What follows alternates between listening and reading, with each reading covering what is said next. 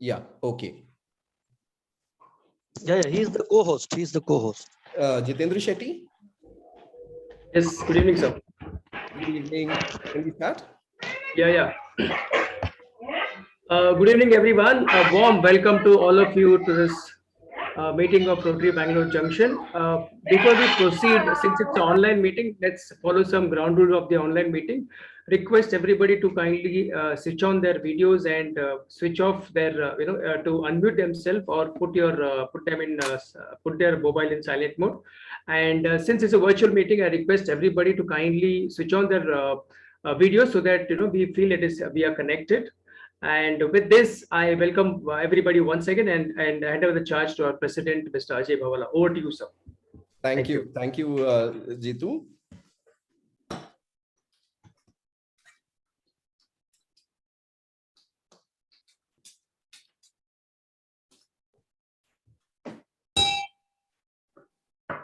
Meeting call to order. Good evening, ladies and gentlemen. It is with deep grief and sorrow that I need to inform the hall about the unfortunate and untimely demise of two of our members, our past president, Rotarian Brahma Gilra, and our member, Rotarian Vinay Agarwal. So may I request everybody to have a moments of silence and pray for the departed souls.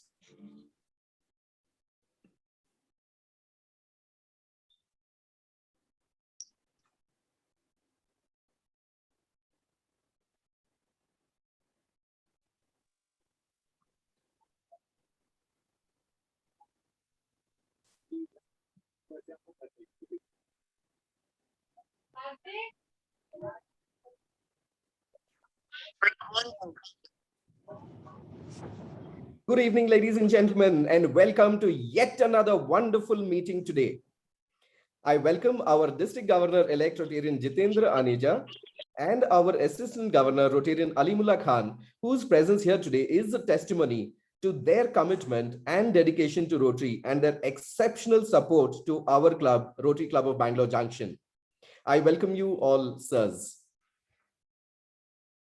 Friends, weekly meetings provide us an opportunity to meet, greet, and share knowledge and information on various aspects and topics. We get the opportunity to invite experts from various industries to educate us. And I would like to congratulate our club director, club service director, Rotarian Manish Bojawar, who continuously strives to invite extraordinary professionals week after week to benefit all our members. Thank you, Manish. And it is indeed my honor to extend a warm welcome to our guest speaker, CA Ashish Kila. Friends, Mr. Ashish is an expert in the equity markets and will share his experience on basics of creating wealth in the equity market. Welcome, Mr. Ashish. Thank you so much, sir. I now invite our club secretary, Rotarian Siddharth Hamirvasia, for the secretary's report. Over to Siddharth. Good evening, Rotarians, ANs, ANETs, and guests. A very warm welcome to all of you. I'll quickly just go through the club activities that have been performed in the last 1 week. On Sunday, 23rd of January, vocational service team conducted career guidance counseling for 25 students from Tapovan School. This is the second consecutive year that the school has taken it up. Thanks to Rotarian Richa Tandon and Sanyukta Indani for a successful guidance counseling. While we talk about Tapovan School, I'm also delighted to share that our interactors at Tapovan School, the students have come up with an incinerator innovation product which won the Bronze Award at an International Innovators Function. Right now, that product has gone for funding and a vendor support is given to take it to the next level of marketing. Congratulations. On 25th Tuesday, our youth service team, led by Rotarian Amrish Kothari and supported by Rotarian Swati Botra, conducted another DIY session for interactors of District 3190. This time, the theme was stone painting, a very successful event attended by many. On 26 January, our very own Rotarian Reshu Bed supported blood donation drive, which was conducted by Rotaract Bangalore Junction along with 8 other Rotaract clubs.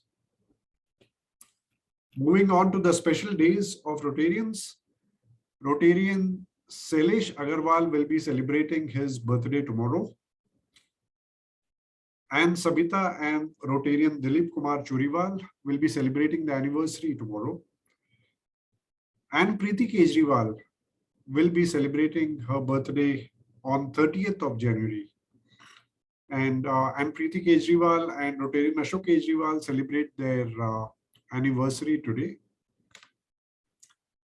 So a very happy anniversary to them. And Leela Vardhan will be celebrating a birthday on 31st. Mr. Raghuram Kamath on 1st of February. Rotarian Richa Tandon on 2nd of February. Rotarian Taran Rumta also on 2nd of February. And the last one on my list, Rotarian Anil Singhal, will be celebrating both his birthday and anniversary on the 3rd of February. With that, I conclude my report. Over to President. Thank you, Siddharth. Birthday and anniversary wishes to the members and the ANs. Ladies and gentlemen, a quick update on our projects. The tree plantation, thanks to our Vice President and Chairman Tree Plantation Director and Community Service Director Rotarian Meera Deshpande, I am very happy to inform that our plants are doing very, very well. And we have almost 90% survival rate of the plants that we had planted. Congratulations. We have allocated an additional rupees 4.5 lakhs for our Happy School projects, and the first tranche of 25 schools could be ready by the mid of March. I thank immediate past President, Rotarian and Chairman of Happy School Projects, Rotarian Velu Peti, and Director Community Services, Rotarian Meera Deshpande, for initiating this and taking it to the conclusion. It also gives me great happiness to inform you all that the state-of-the-art human milk bank facility in association with Gunashila Hospitals is on track and could be operational by the mid of March. I thank our past presidents, Rotarian Milind Deshpande, Rotarian Navalji Saraf, Rotarian Shankarlalji Agarwal, Director Community Services, Rotarian Meera Deshpande, and Rotarian Dr. Srikanth Manikanti. Thanks to our club councillor and past president, Rotarian Vijay Saraf, the upgrading of the public health center at Vasant Nagar is also progressing. We are providing a few basic utilities and equipments as requested by the health officer and will probably be starting this Sunday. The details will be shared shortly. Thanks to past president, Rotarian MP Krishnan, club secretary, Rotarian Siddharth Hamirvasia, director community services, Rotarian Meera Deshpande, and a special gratitude to Rotarian Ruby Chaudhary for initiating a very noble project. We are visiting a Gaushala in Malur to make a need and impact assessment to provide shelter and sheds to orphaned cows. Friends, a lot of things happening and a lot of communication will flow in soon. Let us all join hands to create long-lasting impact and be change makers. May I now invite our Director Club Service, Rotarian Manish Mujawar, to introduce the guest speaker, CA Ashish Kila. Manish. Thank you, President Ajay. Good evening to one and all. And once again, a very warm welcome to this interesting topic of how to grow your wealth using equity services. So we have an interesting speaker today, Ashish Kila. So a brief note about Ashish. Ashish is a CA who had come up with the flying colors with an all India rank of 48. And he's also a management graduate from MDI Gurgaon. Ashish started his career with investment banking companies like Goldman Sachs and Morgan Stanley, and he was working very actively with their equity research division. And moving on from there, he probably had always a dream of his own entity. So currently he's a director at Perfect Group, which is diversified into the financial domain. It is a kind of NBFC, and they are particularly doing a lot of research work pertaining to equity services. And having said that, Ashish is also an eminent speaker and a familiar face at most of the B schools. Over the past few years, he has been presenting various, lectures, various meetups in B schools like IIM Calcutta, IIM Indore, IIM Kozhikode, and Delhi chapter of Alumni Meet, ISB Hyderabad, ISB Mohali, to name a few. And not only that, he is also a frequent contact with the uh, corporates like BNP Paribas, Fidelity India, Axis Securities, SBI Mutual Funds, BOI AXA Mutual Funds, etc. And he is also part of a lot of conclave meets like Indian Investing Conclave, Alpha Ideas Meet, etc. He is also he has also mentored lots of startups, and he has helped them to overcome the challenges that you face during the scale up and during fundraising. So in fact, he could be definitely a useful source for Rotary when it comes to fundraising. We should take some inputs from him. And like all of us, Ashish always believes in giving back to the society. He also believes in charity. So they have a family NGO. They have a family NGO in the name of, I think, Perfect Foundation. So they have done quite a number of interesting projects. And besides this, Ashish is also associated with various charitable organizations. He is the past president at Marwadi Yuva Manch Mandal in Delhi. He is the vice president at All India Vaish Federation, which is in South Delhi. He is also the secretary at Marwadi Sammelan, which is again in South Delhi. He is also the CSR convener at Rotary Karma. And through Perfect Foundation, they have done two interesting projects, one of which is feeding 2,000 people every day, free of cost, since 2017. And this is at AIMS Hospital, Safdarjung Road, Delhi. And not only that, they have been managing 300 beds facility at AIMS to just serve the attendants and the patients who visit AIMS and other places. So let's listen from Ashish. I know you all are waiting to hear, and we are into about the stock market. So over to you, Ashish, and we are waiting to hear you. Thank you so much. Welcome again. Thank you so much, Manishji. Thank you so much, Ajay Bhaiya, and the entire Rotary. It's an honor to be here. I'll start with my presentation.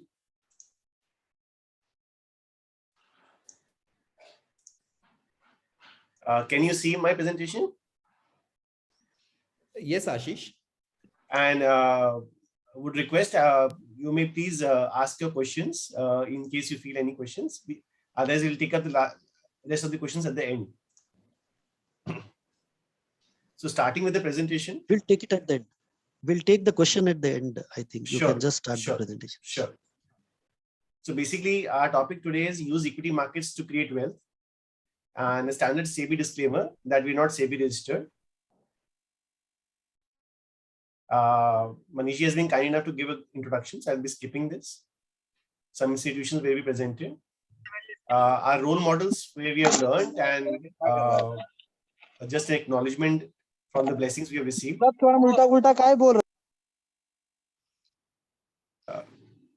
Pictures of some of the charity initiatives which we have been undertaking, food distribution, and the facility management in terms of the dharamshalas we're managing across various cities in the country. This is a hostel we've been running for the last 25 years, along with Marwadi Yuva Manch. Acknowledgement to our father, Mr. Ashish Kila, who is the guiding light of the group and the motivation behind the projects, and my research team. Coming to today's presentation, why is equity investing wonderful?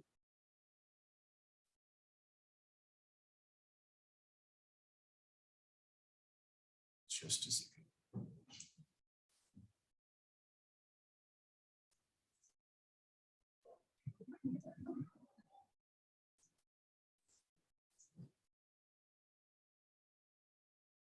Yeah. So why is equity investing wonderful? I think this Zoom bar is not going up. Just give me a second.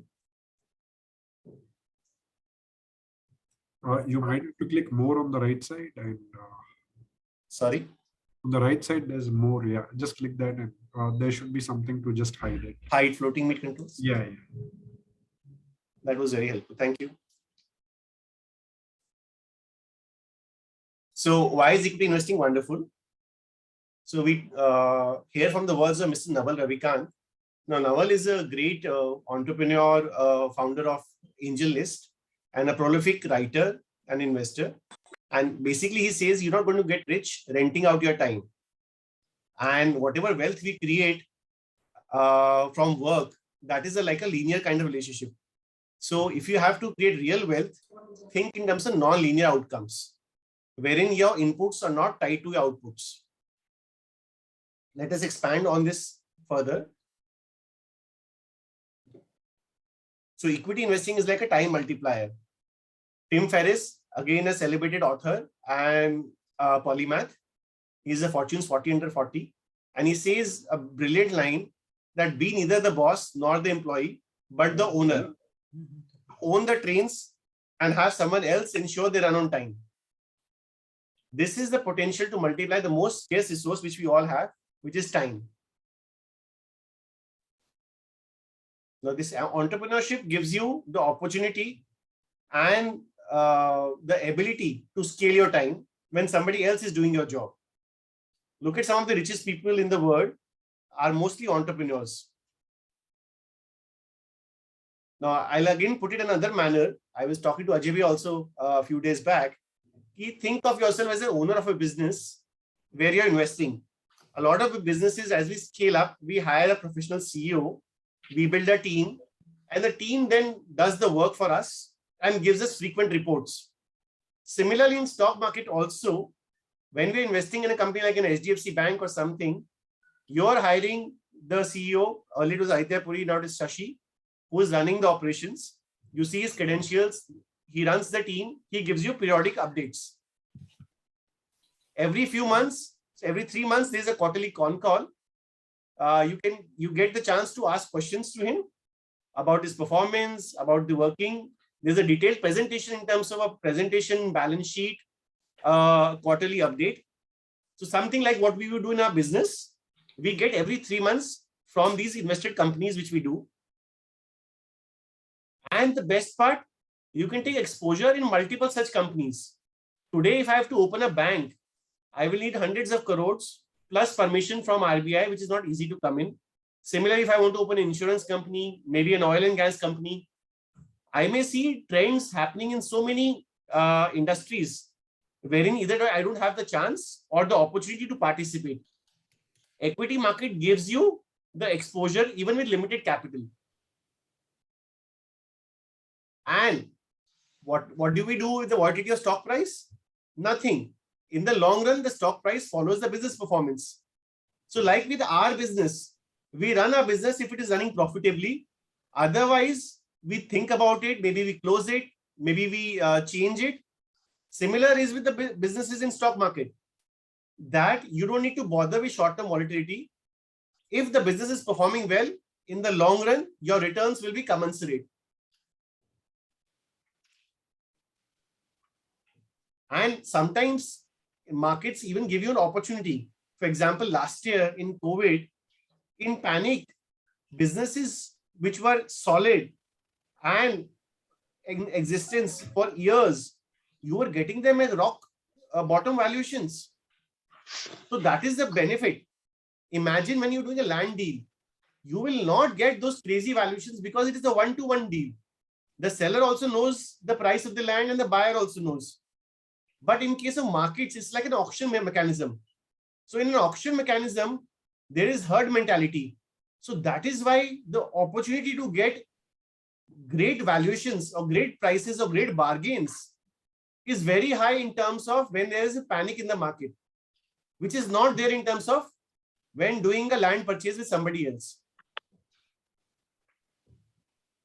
And the good part here, you don't need to manage too many staff. Today, once you think, for example, I gave the example of HDFC Bank.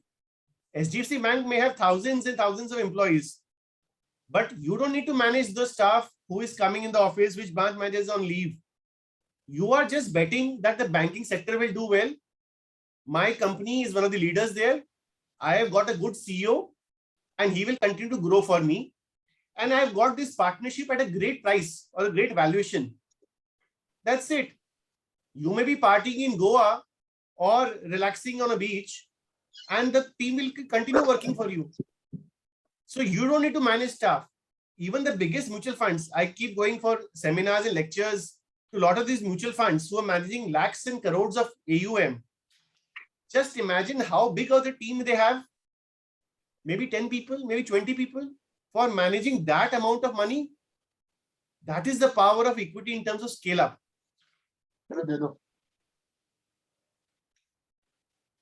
Now, this is something which, again, just putting it across, some of them may look very simple, but we need to think about this.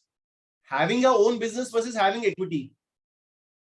Emotional attachment. There's such a high emotional attachment. I see a lot of entrepreneurs continuing to work with their business, even when the business dynamics are not as good, and not being able to shift to anything else. A lot of times it is like a sinking ship with the entrepreneur continuously cribbing. But in equity, one can just simply sell off the shares and buy shares of another business. Second part, diversification. Today, I am running an NBFC. Maybe I am running a CA firm. Maybe I can manage 2 or 3 businesses. But it is very difficult for an individual to manage 10, 20 good businesses. Now, when you can manage 10, 20 good businesses using equity markets, you're getting the great exposure, maybe to IT companies, to latest tech trends, so that even if some business is not performing in a particular COVID cycle, something else is performing. Look at the capital requirements. A lot of the businesses I gave example earlier, a bank, an insurance company, is not even possible for us to start. I may be a great experience in terms of banking, but I will not get the license to start. But using equity markets, I can possibly start any other business under the earth. Succession planning. We all know how in India, a lot of great business families have gone destroyed because of infighting amongst the promoters or the children or the next generation. Or a lot of times children are not interested. It is very difficult to continue such businesses for a long time. Whereas in HDFC Bank, Aitya Puri, who was the veteran, moved away last year, and the next person is managing the show. The show goes on when you're investing in professionally managed companies, and you can think in terms of decades. Ability to close business. Even if I want to close my business today, how difficult it is. Just imagine to fire employees. Today, will the government, will the labor team, will the stakeholders allow you to do that? Extremely difficult. Equity markets, very easy. Scalability, I mentioned how it is so easy to put as much money as you want in equity markets. But a lot of our businesses are asset light. If I'm running a CA firm, I may not require money to be invested. So what do I do with the surplus money? Where to invest? And last point, again related to the first, diversification, disruption risk. A lot of our businesses will keep getting disrupted, be it latest technology, with aggregation, with mediators. And sometimes, having done one business for 30, 40 years, it is not easy to switch to another business. Versus having equity market shares, you can just sell off that business and buy something else. So when equity market is so wonderful, why should we not invest all our money in stocks? Because they can be quite volatile in the short run. Last year is another example wherein stocks fell around 40 to 50% when the markets crashed. So emergency liquidity crisis cannot be managed through equity wealth. So one should only invest the surplus money one doesn't need for 5 to 10 years. How do you deal with market volatility? We're giving an example of Monster Beverage. Even Kotak Bank in 2008 fell 70% in the crisis. A marquee bank like Kotak Bank, 70-80%. So even the best of the banks or the best of the companies will correct when the markets fall. What do we need to think? In the long run, the stock price follows the business performance. Volatility is the nature of the business. Think of an example like we are running our business. Last year when COVID challenges come, did we close our business because of COVID or demon or GST? We struggled and we continued the business. Another thing, think in terms of valuations. When the valuations go up, do we sell part of our drawing room or part of our house just because it is getting expensive? We don't. We hold on to real estate investments for a dear life for 10, 20 years. That is when wealth creation happens. Similarly, in equity markets, just because the price is available every day, you don't need to look at it. Think like an owner of the business. Somebody might keep coming to you to give a price quotation for your business. Doesn't mean that you need to act on it. Second thing, structural changes versus systematic risk. HDFC Bank fall, structural change, but not a systematic risk. Volatility, permanent loss of capital. So risk is not that the asset price will move. Risk is that you will permanently lose capital. Please understand this again. Risk is the probability of permanent loss of capital and not volatility. So today, last year, the stock portfolio had crashed a lot for everybody. But since you don't need to mark to market or you don't need to sell when the prices crash, you continue to hold them. And as sense prevails in the market and as businesses perform, the valuations come back. So why worry with the volatility? Use volatility as your friend to get good bargains when market presents itself.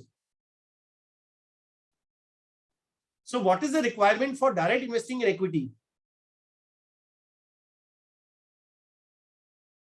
These 4 things: time, few hours a week; interest, you should enjoy reading on businesses; temperament, you should be able to sleep well in the night, even when your portfolio is fallen; and patience. Stock, if you bought today, the stock doesn't know that you're owning the stock. So it will take its own time to perform. A famous quote by Paul Samuelson: investing is like watching paint dry. If you want excitement, go to Las Vegas, or in Indian case, go to Delton Casino in Goa. Now, for a lot of us, we might not have the time, especially, or the interest. I think as businessmen, a lot of us have the temperament and patience, but maybe time and interest could be a challenge. So how do we then benefit from equity investing or the power of compounding? Now, these are some of the options available for any investor as a spectrum of investing, from index investing towards direct equity investing. So if you see, the most easiest form is investing in the index. Then it is advisory. Then it is direct mutual fund, PMS, small case, advisory, and direct equity investing. Direct equity investing is the most challenging or the most time required or the mistakes or in terms of highest return potential. So it is you go from left to right. And as you move from left to right, your time required increases, your risk of mistakes increase. At the same time, your return potential increases. So people who have lesser time should stay on the left axis. People who have lesser time, people who have lesser interest, people who have lesser temperament and patience, stay here in these kind of options. And people who are really keen, to do it themselves, should think of the right axis, or having a balance between the left and the right axis. Have a good chunk here so that you are protected, and start with small amounts on the right side. Just mentioning that the return of the Sensex itself or the index itself has been phenomenal over the last 41 years, has been 15%. Now, some might say 15% sounds too low, but just look at, this is a chart taken from Safal Investor.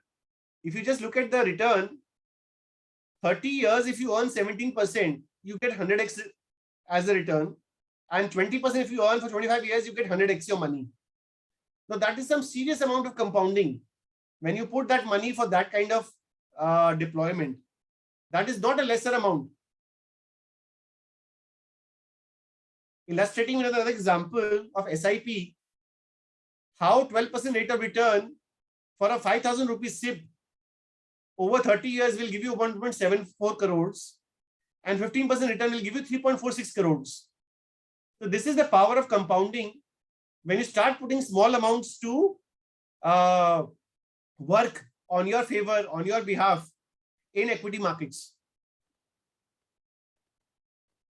Which mutual funds to invest in? Some factors you can use. Is the scheme truly diversified? Does the investment mandate capture the latest investment fad? Turnover ratio.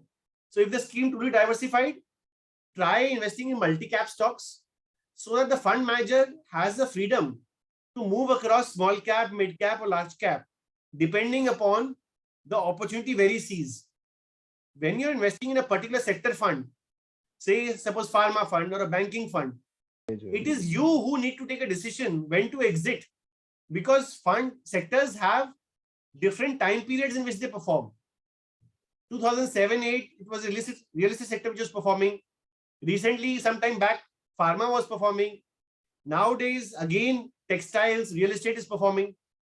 Now, if you are not entering and exiting the sector funds on time, you will lose out. So for a lot of retail investors, we suggest that stick to multi-cap funds. Turnover ratio, again, you would like to prefer funds which have a lower turnover ratio. You can see these metrics on Value Research Online, a free website, or similar websites are there on other options also.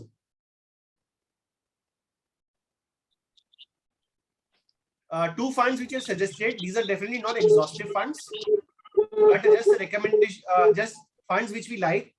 The PPFS long-term equity fund or the flexi cap fund, and they also invest abroad. SBI focus equity, again, no vested interest. Just some suggestions in terms of, just to get you started, in terms of how to look at some mutual funds. Now, advisory equity investing. What is the benefit of taking help of an expert? A lot of experts give you subscription services in the form of a model portfolio to invest in. They will give you how much to buy, when to sell, give you regular reasons on buying and selling, along with the strategy. Now, this is on the right side I am talking about, wherein somebody wants to do something on their own self. They want to invest on their own working. So they can take advice like this. How to choose an advisor? Look at the vintage in the market. How long has the advisor been? Look at his track record, look at the churn in the portfolio, and look at the quality of research he's providing to you. To summarize, the portfolio which we are creating is to optimize, not to maximize. So short-term needs go to as FD in banks, medical expenses by medical insurance, income stream protection by term insurance, house property, self-occupied. We are trying to optimize, not maximize. Surplus money after all of these needs, you can invest in business and do mutual funds, SIP. Typically, for most retail investors, I would advise to stay away from financial derivatives. Even Buffett acknowledges the same thing.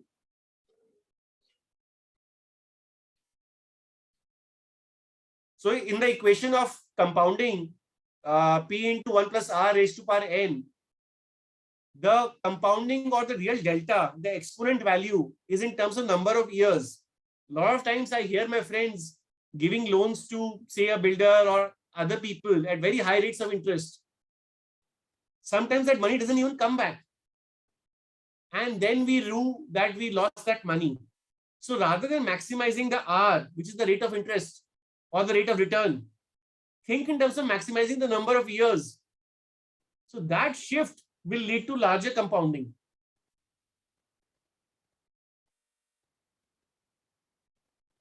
Again, a brilliant quote from the book Snowball.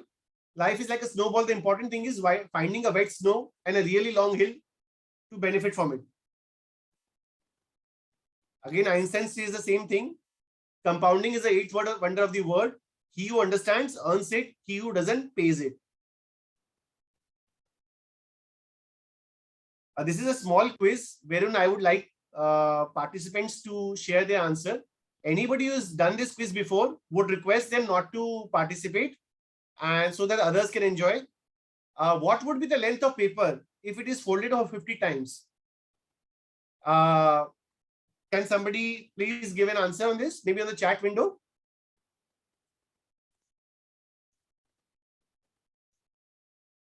Friends, what would be the length of a paper if it is folded over 50 times? So assuming hypothetically it can be done, Siddharji, assuming hypothetically it can be done. This is just a mental construct for us to think about what I'm about to say. Okay. Neetuji Singh, same. Length remains same. Length will remain the same. Okay. So I'm basically saying like this is a paper, you fold it like this. Okay. So the length is increasing a little bit. This one. Okay. Any other answers before we see the video explaining this? 200 times. Yes, sir. Okay, great. Again, the purpose is to just get our minds thinking in terms of these kind of things. Alimula ji saying depends on how you fold. Okay.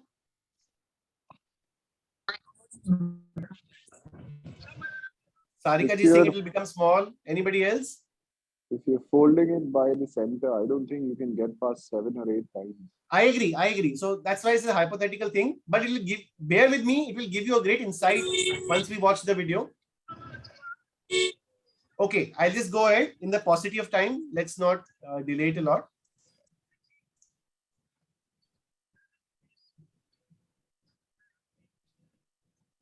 Just let me know if you can't hear the video, if you can't hear the sound.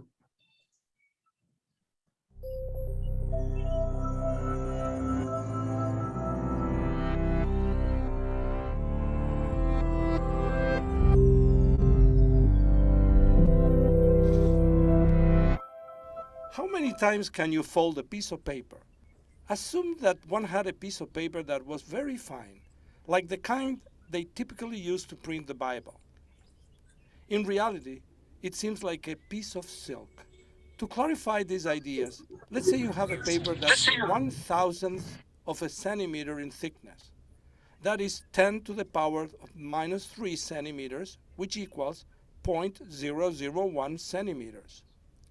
Let's also assume that you have a big piece of paper, like a page out of the newspaper.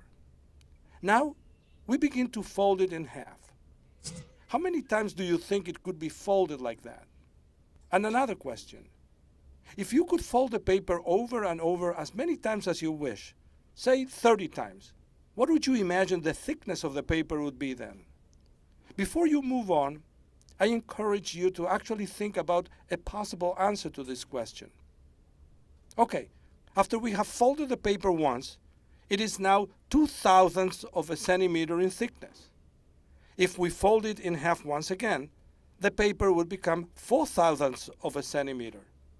With every fold we make, the paper doubles in thickness. And if we continue to fold it again and again, always in half, we would confront the following situation after 10 folds. 2 to the power of 10, meaning that you multiply 2 by itself 10 times, is 1,024 thousandths of a centimeter, which is a little bit over 1 centimeter. Assume we continue folding the paper in half. What would happen then? If we fold it 17 times, we'll get a thickness of 2 to the power of 17, which is 131 centimeters, and that equals just over 4 feet. If we were able to fold it 25 times, then we would get 2 to the power 25, which is 33,554 centimeters, just over 1,100 feet. That would make it almost as tall as the Empire State Building. It's worthwhile to stop here and reflect for a moment. Folding a paper in half, even a paper as fine as that of the Bible, 25 times would give us a paper almost a quarter of a mile. What do we learn? This type of growth is called exponential growth. And as you see, just by folding a paper, we can go very far, but very fast too. Summarizing, if you fold a paper 25 times, the thickness is almost a quarter of a mile. 30 times, the thickness reaches 6.5 miles, which is about the average height that planes fly. 40 times, the thickness is nearly 7,000 miles, or the average GPS satellite's orbit. 48 times, the thickness is way over 1 million miles. Now, if you think that the distance between the Earth and the Moon is less than 250,000 miles, then starting with a piece of Bible paper and folding it 45 times, we get to the Moon.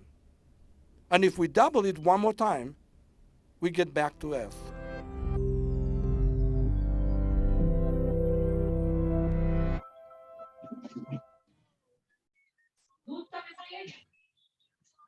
So it will be around 100 million kilometers. Yeah. So I always joke around. Maybe some of you have heard that joke that if you have to take your loved one to the moon and back, you just need to start folding a piece of paper. So that was the main purpose of this thing, just to get you started in terms of thinking that this is how compounding works, even for your portfolio or your returns. And that is why you see how Buffett has accumulated so much wealth, which looks impossible to create with, but that's how it happens. So friends, the attempt today, given the limited time, was to give you a taste of what is possible and how to think about this, and would be happy to take any questions. I have mentioned our coordinates to reach out in case some of you have any further queries, and we're not able to answer today due to lack of time. We can have the Q&A.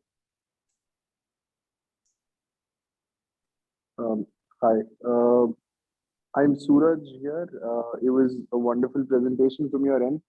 I have a very, one of the very steaming questions, I hope, is that, as one of the investors or one of the wealth managers, there are these very interesting and very, greed-worthy investment opportunities available out there, which are known as, cryptocurrencies and NFTs. And what is your take on them is something that I would like to know. So I think Ajay Bhaiya is planning a session in the coming times on that. The short answer for us would be that it is difficult to value cryptocurrency as in what would be the fair value. Definitely there is merit to something like the technology of blockchain, which has been created, as in terms of what the benefits it provide. But frankly, we are on our own portfolio. We are just trying to understand and dabble with it, but we not put any serious amount of money because I have not been able to figure out, that is my understanding again, how to value it. So for example, a Bitcoin at say $30,000, is it cheap? Is it expensive? I don't know that. I'm not able to figure out that. But hopefully the speaker next time will give more clarity on how to think about that. Ashish, I got a question. My name is Nirmal Bansal. Yes, sir. Yes, sir. Please go ahead. About the cryptocurrency, because first of all, you got a wonderful presentation done, and including that the folding of the paper and how exactly for 45 times in case we fold, we go to the moon and all. That's absolutely right. It's really fascinating, And other presentations also, you presented it very well, very good, very nicely orated. On cryptocurrency particularly, how do you see it? Because what is happening, there is no underlying asset attached to this. Secondly, that as an individual, doing it now. Not as an individual, as an individual, why I should burn my fingers by putting the money there where I really do not know where I'm investing, what's the underlying assets. Rather than that, as a investment banker and advisor, you would advise to put into the equity rather than putting and burning our fingers into the crypto for some sort of greed, I say. That's the question from my side, yeah. So, sir, I think very well put across, as you mentioned. And frankly, that's why I mentioned that I have not been able to personally invest. I've been exploring and we've been trying to understand. But as you also pointed out, very relevant points, it is difficult to value. And that is why before putting a serious amount of hard-earned money, I would encourage everybody to really think about how to value such things. Because even if they fall 50 to 70%, it may still be expensive. And we may not know that at what price will it become attractive. So to your point, Dr. Bansal, I would say that I agree on that part, and we are not able to right now currently invest our money in crypto. Would advise others also to do their homework before thinking about that. Secondly, one more point was there. Not met anybody that who can tell me that he has earned crypto, okay, or Bitcoin. No one. Everybody is talking about that. And if you see that when we are talking about that exactly amount is not known, whether it's 10 billion US dollar or 20 billion US dollar, which is invested out of India, and maybe 10 million people or 20 million people, as people are saying. But the problem is that I have not come across anyone who can say that he has invested into the crypto and he has earned, that's the only worry, because being an advisor and the wealth advisor to the people, in my opinion, that's absolutely right that you are saying that you are not explored all these things. In my opinion, we should advise and refrain from all these things, because otherwise we'll get a bad Sure, news. sir. That's the only Sure, limited sir. point I want. Well taken. Friends, any other questions? Any other questions related to Milinji raised his hand. I think Milinji, you can go ahead. Yeah, I just wanted to ask one thing. Say, you are giving the presentation, it looks so encouraging and so good.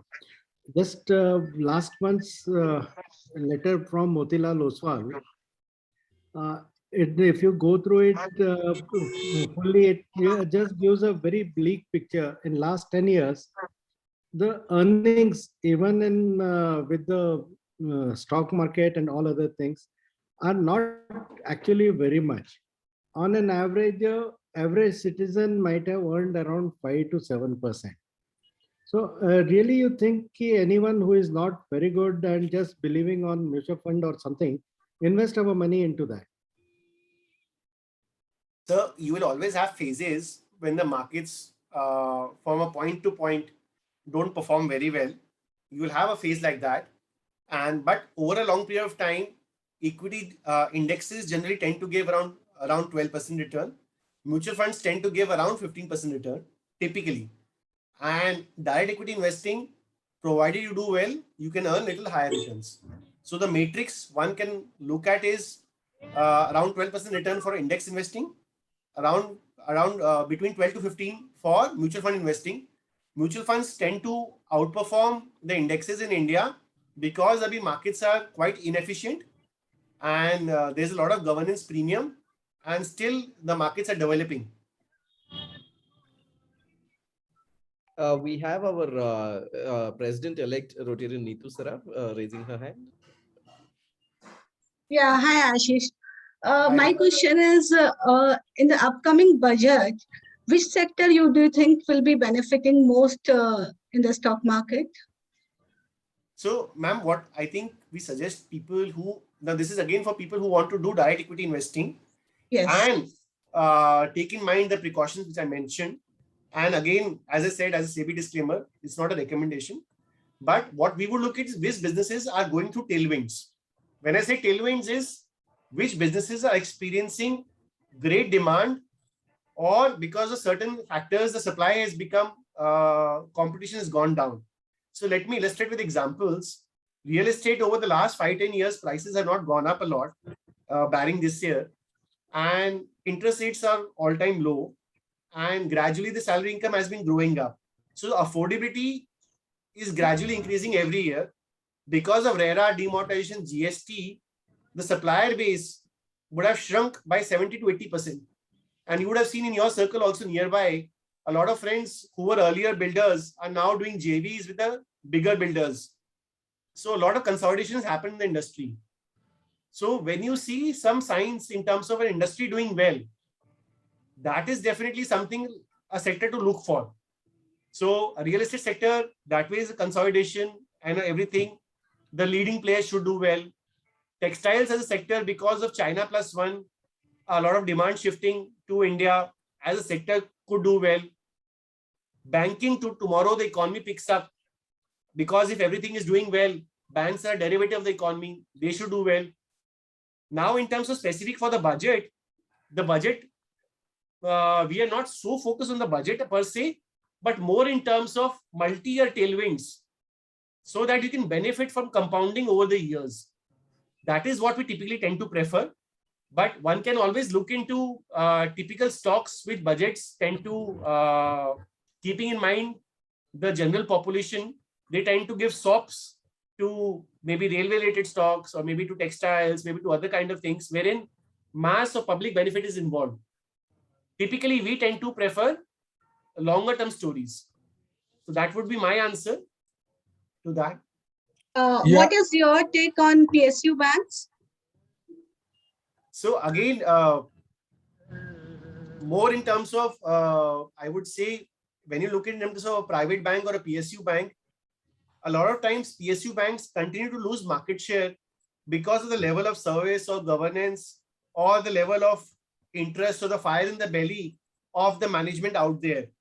So be it your personal visit to a PSU bank where you are made to wait for menial tasks versus a private bank. Things are definitely changing and improving in PSU banks, but that has been by far a lot of laggard in terms of innovation, technology, or working. So typically that tends to reflect in the performance of the business.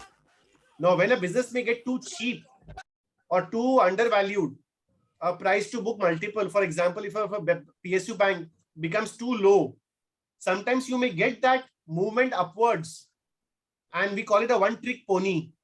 But for good compounding, try to back businesses which you would want to run as an owner.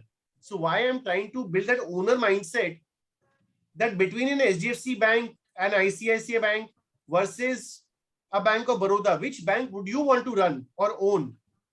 So if you would want to prefer running or owning an ICICI and a HDFC bank, you should be investing there versus investing in a Bank of Baroda for long-term compounding.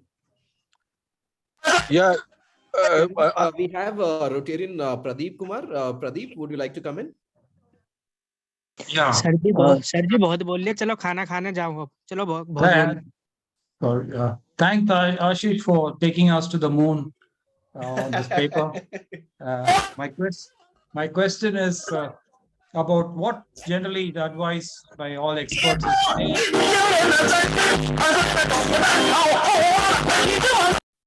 is stay invested for long term. I'm sorry, I missed out the question. Can you please repeat? My question is generally by experts is to stay invested for long term. So is it because there are always, ups and downs? So should we stay invested for long term?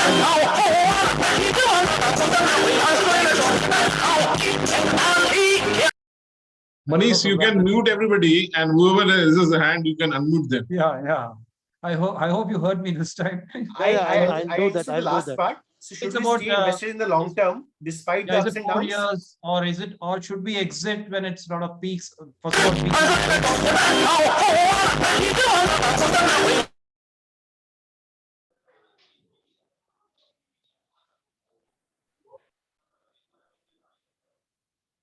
Okay, I hope you got. You're muted. You're muted. Yeah, sorry. Can you hear me now? Yeah. So basically, to answer to that question, what one can do is, if there's some miscreant who's entered, you can lock the meeting. I think that way is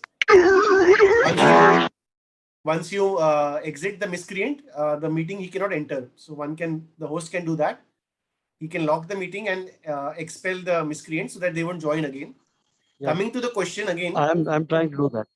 Yeah. So coming to the question again, that when you think in terms of long-term investing, or when you think in terms of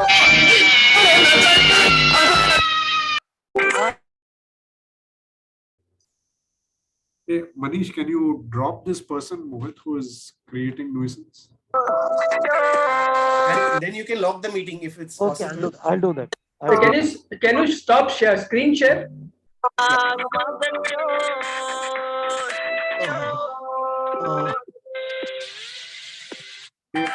Or Manish, make me the host. I can take control.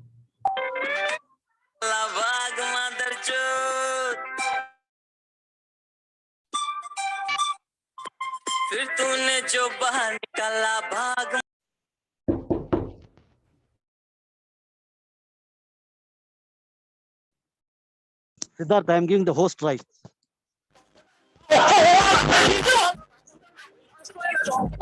बेटे बेटे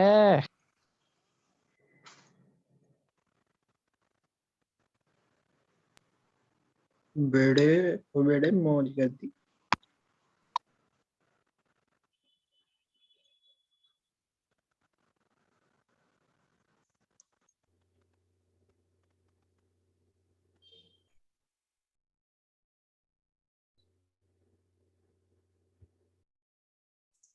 I have enabled the waiting room and I'm locking the meeting.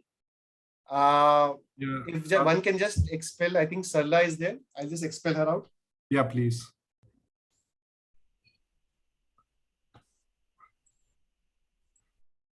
So now any miscreant will come in the waiting room, and if there's somebody else, we just need to expel them, and they will go to the waiting room, and the meeting has been logged also. So no further participants can join.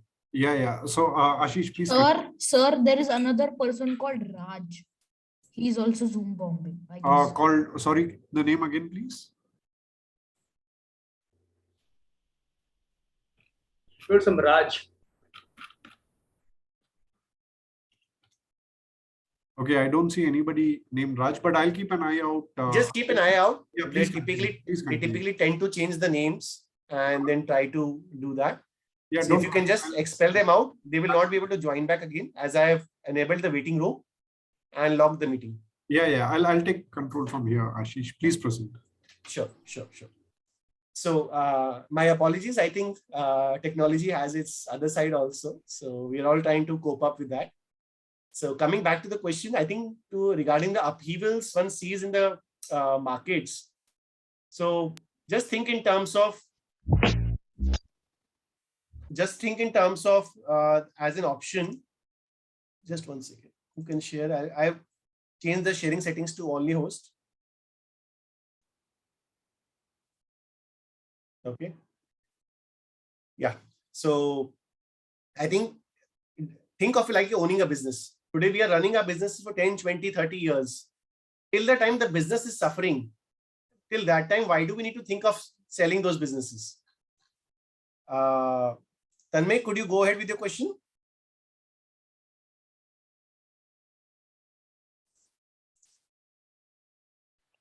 Yeah, Ashish Bhai, hello to you and wonderful presentation, Ashish Bhai. I just wanted to ask you, we all know a lot of successes of yours.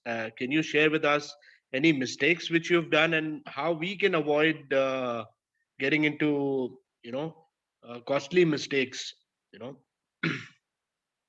So thanks, Tanmay. I think it's always a pleasure and really nice to see you here. So coming to mistakes, I would say mistakes have been multiple. One, so initial stage of life, we do mistakes in terms of investing in the wrong stocks. So for example, you'll buy a stock which will fall 70, 80, 90%. It's a mistake. You realize it was the wrong business. But as you go ahead in life, typically you tend to avoid the wrong businesses. But then you sometimes get to know that the problem is in terms of the opportunity cost. So the opportunity cost meaning sometimes you'll buy a company like an ITC and you may end up holding it for 5-10 years. One may call it a mistake, or one may think about it as a different IRR which one may expect from the holding. For example, I've been invested in a company called Agrotech Foods for almost a decade now. Now, if you invested too early in a story, then also the market is very efficient in terms of pricing, and you may keep holding it on, wanting the stock to become multi-bagger, but the stock will take its own time. So I think early part of phase, lot of mistakes in terms of finding the wrong stocks. As you learn for a few years, I think those mistakes stop, that you know how to identify the management and you stick with the good management. But then you get into the wrong cycle. You buy banks at the peak valuations, the stocks come down, or you enter too early in a story. So these are two mistakes which keep happening nowadays. Agrotech banks could be a mistake. Agrotech foods could be a mistake. DCB bank has fallen from 240 to 60 rupees. I didn't book profits at the peak of the cycle. So now at the bottom of the cycle, it's down 70-80%.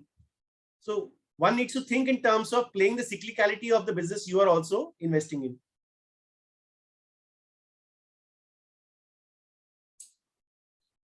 Pradeep ji, could you go ahead with your question?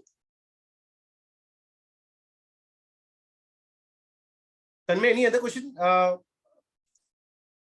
Tanmay, please go ahead. All good, all good. Thanks All a lot. Pradeep ji, any question? You can go ahead. So my question was about when should we exit or when to exit? Like you were also talking of cyclic patterns. So is it that you should exit you should book profits at some time? So as I'm saying now, this part is for the investors who understand investing.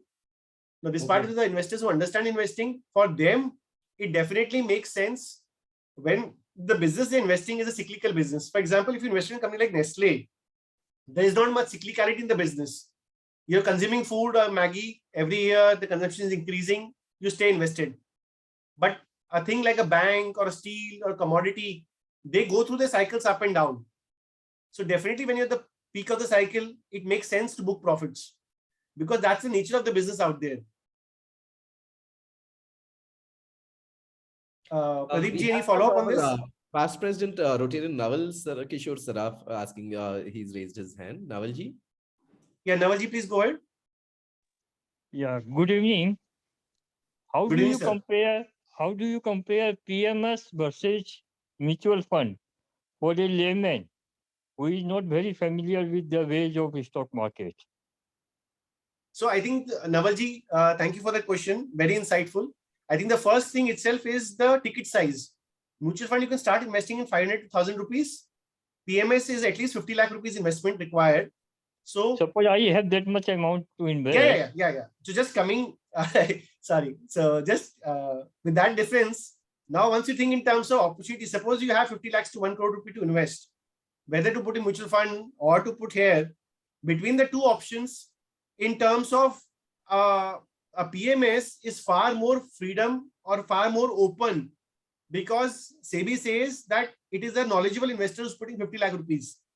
So a PMS can concentrate a lot more than a mutual fund. A mutual fund may be able to get a sectoral limit of say 10% to one company. So a mutual fund cannot buy, even if it likes Reliance a lot, it cannot put more than 10%. So a lot of sectoral limits, company specific limits are put on mutual funds. PMS, there is no limits. So it can end up buying 30% of a company. So PMS can give you a high return possibility, but with more volatility because they can tend to be more concentrated. So typically what I suggest people is start with mutual funds and then graduate towards PMS if one has a risk appetite. So risk goes up with the PMS as in because they're less regulated, because they have far lesser restrictions. But then good PMS houses, for example, Ask Wealth, managed by Bharat Shahji. So some of them are legendary PMSs or investors who are doing a great job. So one can definitely look at this. Even Marcellus has been doing a good job in terms of PMS. So again, these are not an exhaustive list, just illustrations for you. But their charges are more than the mutual funds. Definitely. So as I said, they are more for HNIs or investors who are looking for a better service, a better communication, and possibly a higher return, not necessarily. A lot of times PMS is not able to beat the mutual fund. Okay, thank you very much. We have Ankit Singh. Ankit, would you like to come in? Hi, Ashish. First of all, nice presentation. So Ashish, my question is like when you prepare for your own portfolio, like what are the things you keep in your mind while selecting the stock, or like what kind of strategy do you adopt? Like firstly, we choose some kind of the dominant company or something like that. How do you design your portfolio? So there is a small video of ours called Ranking of Business Models. It's available on YouTube. I'll request my research team to share it on the channel here, this Ranking of Business Models. So that video gives you in detail in terms of what factors we look at. So I'll give you in brief in a few lines, but I would request, because see, these are all topics which take time. So what you can do is go through that video. It's called CFA Society Ranking of Business Models video. So basically the set of factors called longevity, management, which are required in terms of identifying a business. So if I take the example of, say, a company like Nestle, which I mentioned again, even after 10, 20 years, you will be eating food, most probably. The management, it is not a family run but a professional organization. So there is no succession issue. Somebody will be managing it. So you look at a host of these factors. Then you look at what are the other desirable characteristics. Is it available at a good valuation? Is it having an annuity business? A Nestle you're eating every day. In a Godrej property, once you buy a house, or in a matrimony.com, once you marry using matrimony, you're basically out as a customer. So annuity businesses are preferable. So similar such things are very different for different businesses. And we use the ranking of business models to apply that framework and then select businesses. Suraj, would you like to come in?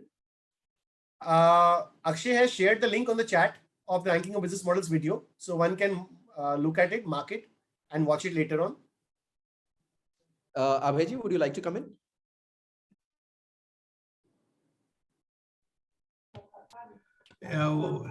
One is that then I wanted to ask the same question what Nawaji asked about the PMS. You have already responded. The other one is, my question is, what do you think that going to be the impact of the actions being taken by the Fed? Because the Fed is going to be active and the interest rate is going to be impacted in the US. So what is going to be the impact on our equity market? Because already one has started feeling the heat. So how do you see in next 3 to 6 months and even 12 months time horizon? So, sir, like we think in terms of Abhayji, what do you do as a profession or a business? Well, I'm a technologist, but have been working mostly in the financial services area.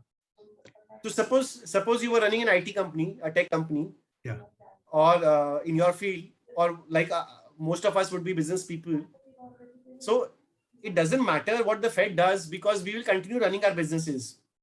So one is that we need to start thinking that we are owning a piece of business and not a stock price which may move up and down, because the business will continue to perform. Now, if our business is dependent that tomorrow the interest rate goes up, our business will not be able to service the debt, or will not be able to pass on the increase in costing of raw materials to the end customer, then it is a bad business. A lot of good businesses are able to pass on whatever the changes happen on their raw material, on their costing to the end customer. So then it doesn't matter what the Fed does. The business continues to grow. Now, that being said, markets can go up and down. You need to just stay silent. Tomorrow, your IT company, if an independent valuer used to value, last year the valuation would have been very low because COVID had hit. And then suddenly, a few months later, people realized, wow, COVID hit. IT, everybody needs to do. So IT company valuations have just gone through the sky. So that will happen when Mr. Market will value down or higher. Dr. Nirmalji, you had a point. You can go ahead. Yeah. Okay. Thank you. Thank you very much. The thing is, I wanted to corroborate one of your points, Ashish ji, which you very nicely replied to President-elect of Rotary Club. She asked about the budget and the areas whereas you told that financial sector is going to be the derivative of development. That's absolutely right. I am 100% with you. And you also referred about the textile sector, which is going to be benefited along with that health sector. Another point which I can, in case you allow me, I can add up, is going to be the infrastructure. Okay, so it's going to be benefited in a big way for anybody who is quite interested into the investment and with a longer term horizon, as you have been telling that, okay, equity investment is not a small time, it's going to take some time to really go up. So that was my limited point, that infrastructure can also be seen one of the sectors which you may foresee something coming out into the budget. That's it. Thank you. Thank you, Nirmal ji. Nirmal ji has been a career banker and again a good, very smart investor. Thank you, Nirmal ji, for your points. Thank you. Mr. Garg, Mr. Jeevan Garg.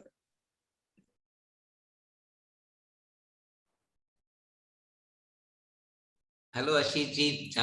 First up, thank you very much for inviting me to this wonderful session. Jo Abhay ji ne, the question which he asked it about Fed, if you can just give some example of what the business can, what type of business, any example can pass on the things to the customer, and what business cannot pass on the things to the customer. So, for example, the easiest example is FMCG. So, people consuming Maggi will not stop consuming Maggi because it costs 1 rupee or 2 rupee more. So, for Nestle, the easier part is reduce the grammage of the Maggi. So, if you remember the earlier Maggi, when I used to be small, used to have much more content versus today's Maggi. So, one is that technique, or they increase the prices also gradually. So, for them, once you have a sticky customer, that sticky customer, you can pass on the prices. So that is one example, FMCG. Or if you're using a software, for example, Intellect Design is a company which gives banking software. So tomorrow you're using Intellect Design software or TCS ka Flex Cube or one of these softwares, you will not switch your vendor for a mild increase in prices. So wherever you have a control or pricing power over the customer, wherein the customer wants your product particularly. So in case of, for example, a steel, tomorrow it is a commodity business. So customer will not pay a premium for you. You have to be the most cost efficient. And if you're the cheapest, the customer may buy from you. So those businesses, it is tough. A lot of times, if you're not able to pass on the cost, you suffer, you take a hit on margins. Thank you, Ashish ji. Thank you very much. Suraj, are you there? Okay, so we'll take the last question.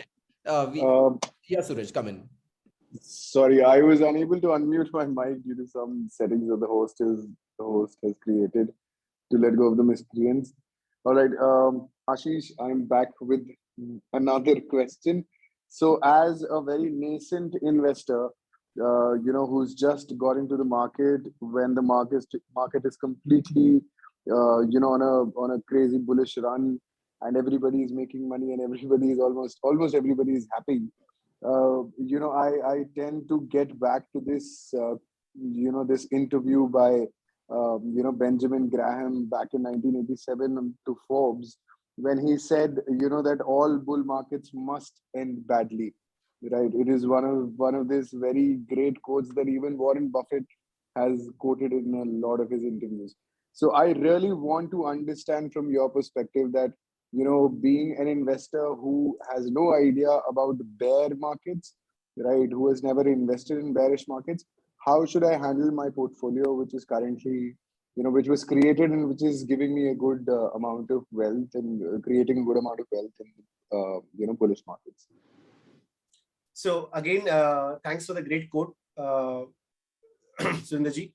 So I think if I was having a portfolio, I would see that, do I see the business existing, first of all, for the next 5-10 years, growing for the next 5-10 years, management being strong for the next thing, and then look at in terms of what valuations am I paying. So if sometimes I'm getting the peak margins, I'm getting the peak multiple historically, which I would have got, and the business is cyclical, then I would definitely think in terms of booking profits or moving out. But otherwise, if the business is a secular business, if it's experiencing tailwinds, if it is growing, a slight bit of overvaluation should not worry me, because, for example, business like Asian Paints, Pidilite, they have compounded over decades. And yes, they fall when markets fall, and HDFC Bank also falls. But today, for example, in HDFC Bank, being a cost leader and banking sector still underpenetrated in India, mortgages still underpenetrated in India, so much market to grow, I would say that really takes up whatever the price fall which comes in the bear market also. What can the market do? It can reduce the P multiple. But can it reduce the EPS growth? No. So your price is a function of EPS growth plus P multiple. Let the P multiple come down. No, that's with the market. But if I'm growing at 25%, 30% my earnings, any fall of 10, 15%, 20%, 40%, maybe 1 year I will not have returns. Next year will again I'll get the return. Now to say that I will sell the top and buy at the bottom, doing both the things correct repeatedly is an act of God. You will not find investors being able to do both. Last year, a lot of people would have sold at the top and then not been able to buy within a month when the markets got up.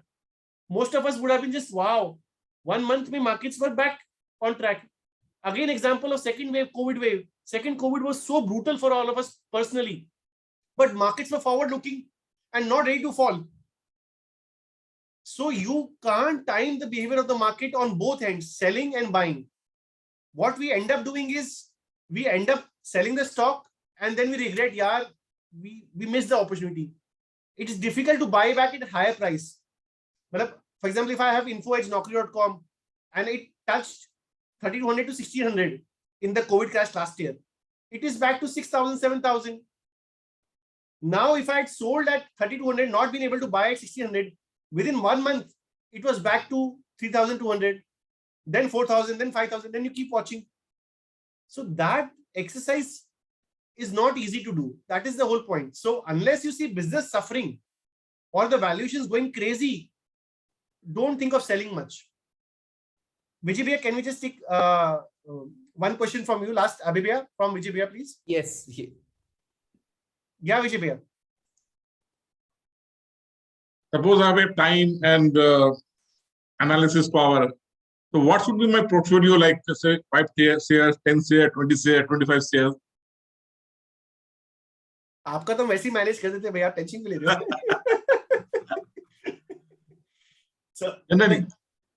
So you are saying, just can you repeat the question once again? I have time to analyze. So to manage my portfolio, how much shares I should have in my portfolio, say 5 shares, 10 shares, 20 shares, 50 shares, so that I can analyze those shares and do my analysis. So typically a Peter Lynch would have a lot of stocks going into hundreds and thousands also. And a Charlie Munger would have only 3 to 5 stocks. So there is a whole range, no one way. Typically as new investors or little lesser experienced investors, it is always better to have a diversified portfolio. Now that number could be 20, 30, even 40, 50 stocks also. The point is till the time you're able to track the stock. Now, if you have 70 stocks and you don't even get the time to track the earnings of the stock every 3 months or read up on the stocks, that means you need to reduce. Bring it to a level, say 30, 40 stocks, which you can properly track it. With experience, you may want to bring it down to 15, 20. A lot of successful investors are able to manage with 30, 40. They have a long tail of stocks. The top stocks are say 40, 50, 60% of the portfolio. And then there's a small tail of long stocks. So rather than the number of stocks, how much money are you putting behind your big winners or the ones you're more convinced about? And then having a small tail of stocks, which you're trying, experimenting, just tracking, and you might scale it up. So don't be very focus on the number of stocks. Focus on my best ideas should get more money. Yeah. So in the end, Ashish, at least give us 5 tips for the stocks to be invested. It's actually क्या होता है online में बहुत challenging होता है, but I can give you broad things कि बाकी पे personal में share कर दूंगा, but broad में I think private banking as a space should do well in the coming years, and I think a lot of mid-cap banks, especially the secured lenders, a bank like a DCB or an Equitas or some holdings and all, have been really battered because people think disruption will hit them, but secure lending is not done on an app. So those kind of opportunities which are trading close to book value should do well. Similarly, FMCG kind of companies which are aligned to FMCG, they should do well. For example, maybe a packaging company like a TCPL or something, which supply to the FMCG companies trading at bottom valuations, so they can continue to do well.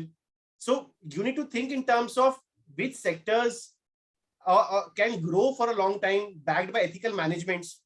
Travel and to think in terms of holidays. Mahindra Group, Mahindra Holidays is a good example, wherein you can see 10-20 years, they continue to build resorts. They continue to invest behind them. There's no other significant player out there. So think in terms of businesses which maybe sometimes look optically expensive, but market cap is very small, or valuations, before valuations, look at how much can they grow over the next 5-10 years. That kind of opportunity, when you think in terms of long term, will definitely make you money. And pick easy businesses. Don't buy the fancy businesses which you don't understand and you don't track. Because you will not understand when the stock falls 50%. कि यार इसको बेचना है, do I sell it, do I exit, did I do something wrong? If you are holding a business which you understand, maybe something which you see in your daily life, that is great. Start with that. Okay. Thank you so much, Mr. Ashish. It's been I think Mr. Muniappan has been trying to ask a question for a while. He has put it on chat also. Can I unmute him? Okay, so Ashish, are you okay with one last question? I am okay. I have no issues, and I have shared my connect details also. So please feel to reach out offline also if there's any challenge. Mr. Muniappan, are you there? Yes. Are you able to hear me? Yes.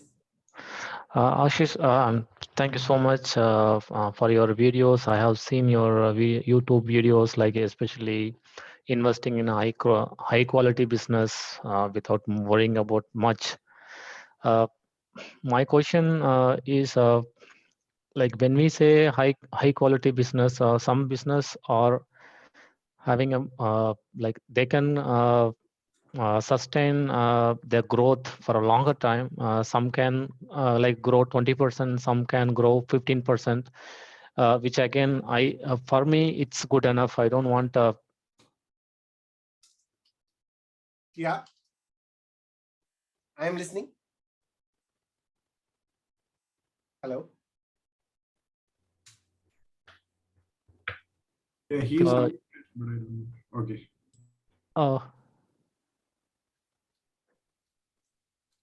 Is it good to have a higher growth companies, or should we have a combination of both? See, ultimately, when you find a business, you have to look in terms of what return it can give you. So certain times, for example, you're looking at just protection from you have a very high net worth. You're only looking for protection from the market, very sure, sustainable, and maybe dividend kind of income. Maybe an ITC would help you 5% dividend yield and possibly 5 to 10% appreciation in the markets. For somebody who's just looking for maybe 5 to 15% kind of return. So it also depends on what kind of IRR you're looking for. Somebody is looking to build capital, not preserve, but build capital. He would like to have higher threshold of 15, 20, 25% return. Mm-hmm. So more than the higher growth, look at the sustainability of the growth. How sustainable is the growth? And then what multiple are you paying for that? So if you're paying a very high multiple, even a small little bit off the growth goes, the multiples will crash. And you cannot go wrong. So if you pay a reasonable good multiple for a good growing franchise, that is a better way of compounding money. For example, HDFC Bank, I think, is trading at the lowest multiple of the decade after Aditya Puri left. Now, at least in terms of valuations, historically also that bank is not commanding a lot of valuation. If you think it can grow at double the economy's growth rate, historically it has been growing that, and benefit from the CASA franchise, and it would benefit all of us. Okay. Sorry to ask one more question. For a normal maybe we can take investor, it offline also. I think a lot of participants would Yeah, want to close sorry. it. So I've Thank shared you my so contact much. details. We can take it offline also. Sure. Thank you, Mr. Ashish. It's been a pleasure having you here, and I'm so glad. Thank you for accepting our invite. May I now invite our Joint Secretary, Rotarian Jitendra Shetty, to deliver the vote of thanks?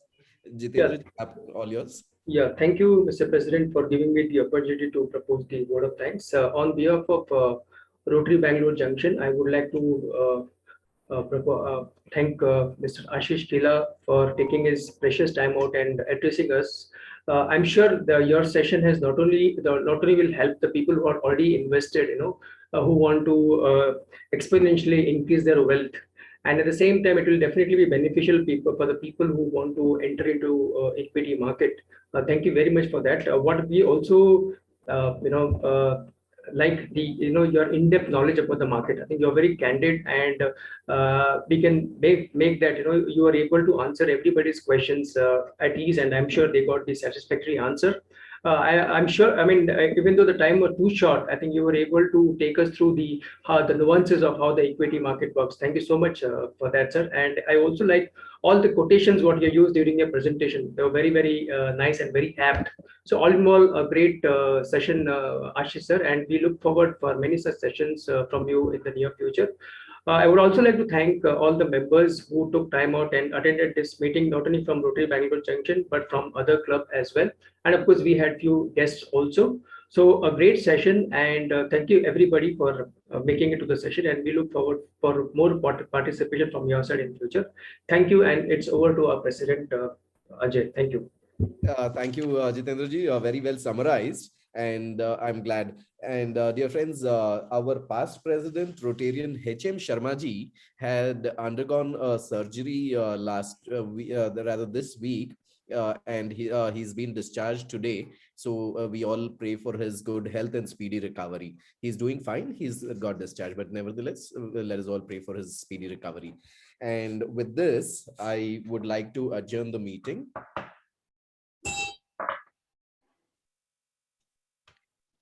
Meeting adjourned. I request all the members to please raise for the national anthem.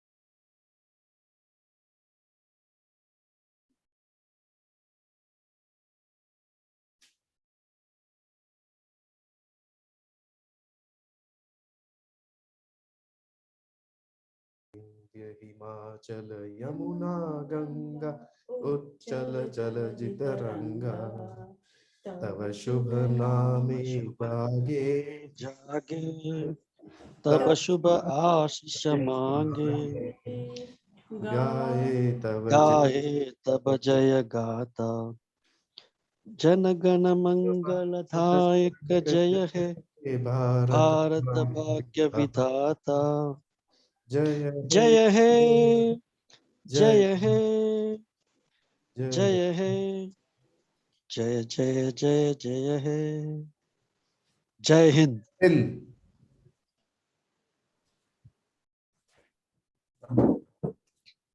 Thank you so much. So, Ashish, now this is the format of our Rotary weekly meetings, and now the official meeting is adjourned, and we're towards the end. And if any of the members wish to stay back for general discussions, they can stay back. And if any of the members want to leave, they can leave. So that's normally how. I'll take your leave, sir, then. Yes, sure. Thank you so much. Really appreciate it. Thank you. Thank you. Thank you, Ashish, for such a lovely presentation. Thank you. Thank you.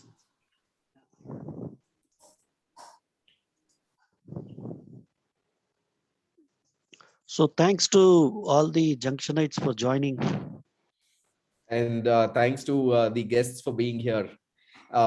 We all care for you, your family members. Please follow all Rotary, all protocols, COVID protocols. Stay safe, stay healthy. Good night. Good night, everybody. Good night.